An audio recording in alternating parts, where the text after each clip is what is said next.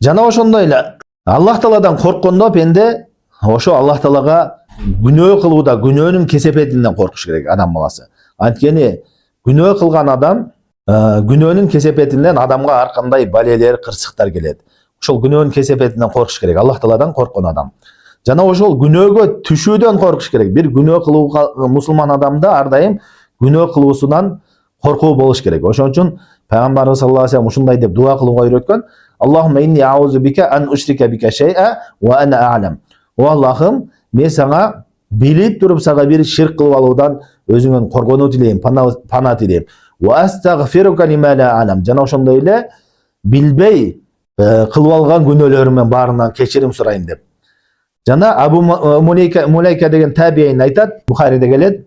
Ал айтат: "Адракту 30 мин асхабин наби саллаллаху алейхи вассалам куллухум яхша нифак ала нафсихи." Мен пайгамбарыбыздын сахабаларынан 30дайыны көрдүм дейт. Бардыгы не мунафык болуп калуудан коркот дейт. Ошо күнөөдөн мусулман адамда коркуу болуш керек.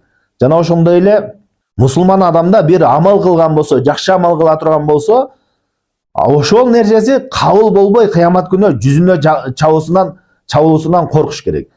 Бул чыныгы момун адам ошол жакшылыкты, ибадатты кылып, ошону кабыл болбой калышынан коркот. Анткени биз канчалык деңгээлде ибадат кылсак да чыныгы Аллахтын акысыны өтөй албайбыз. Чыныгы Аллах Таала талап кылгандай кыла албайбыз. Ошон үчүн мусулман адам ар дайым өзүнүн ибадатын кемчилдиктүү көрүп, жана анын кабыл болбой калуусунан коркуу болуш керек. Ошондой сезим болуш керек. Кабыл кылуусун үмүт кылып, кабыл болбой калуусунан коркуу болуш керек.